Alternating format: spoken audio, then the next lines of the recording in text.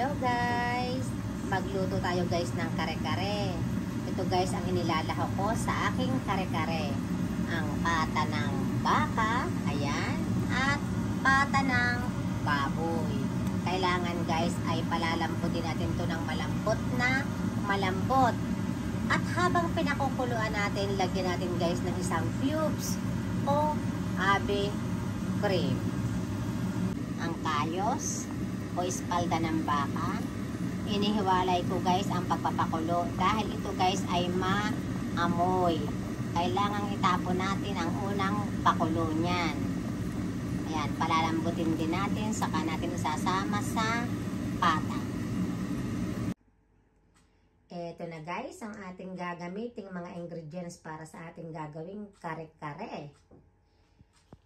Cornstarch o maizena, kakawete o peanut butter, colorante, ayan, food coloring, pimienta negra, paminta,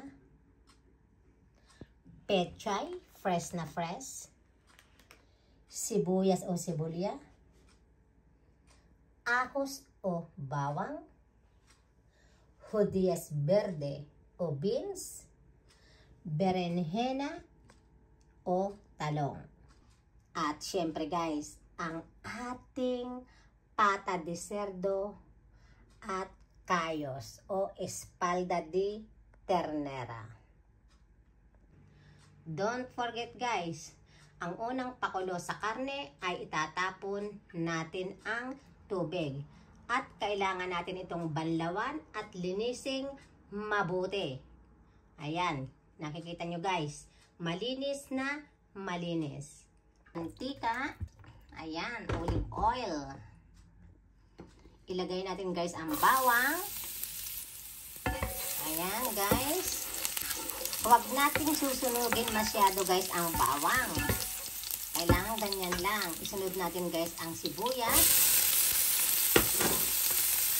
Ayan. Palambutin natin. Ayan guys. Okay na rin yan.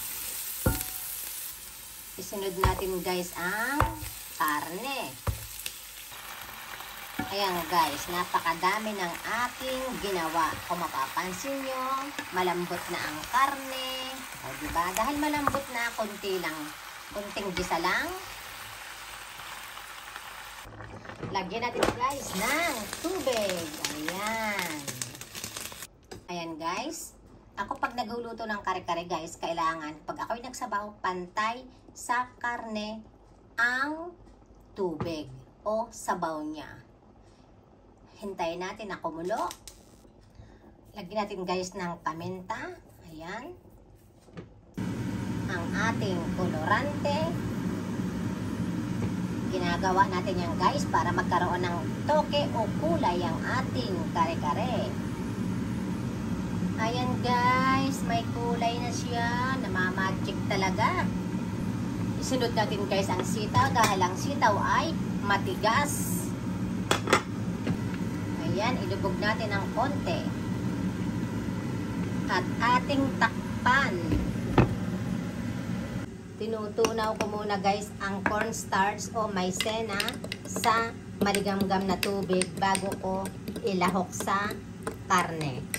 Ayan, tapos ilalahok natin. Ayan guys, ang cornstarch o maizena. And then guys, isunod natin ang peanut butter.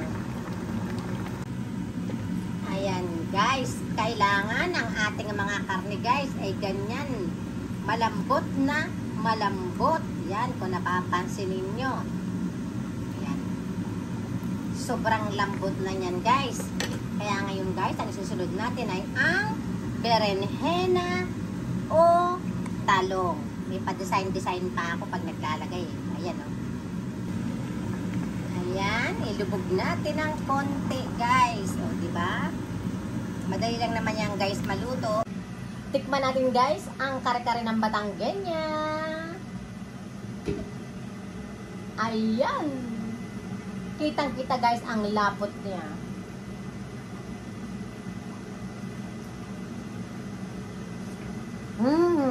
Ang sarap. pag natikman yung kare-kare ko, hindi nyo ako malilimutan. Promise. Ayan guys, luto na ang ating kare-kare.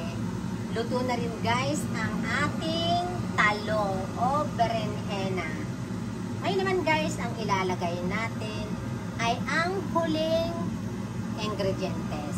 Ang ating pechay. Ayan guys, kung mapapansin nyo, ilalagay ko lang yan guys sa ibabaw. Hindi pwedeng overcook. Kailangan half cook lang. Ayan. Tapos, tatakpan natin. Ayan guys.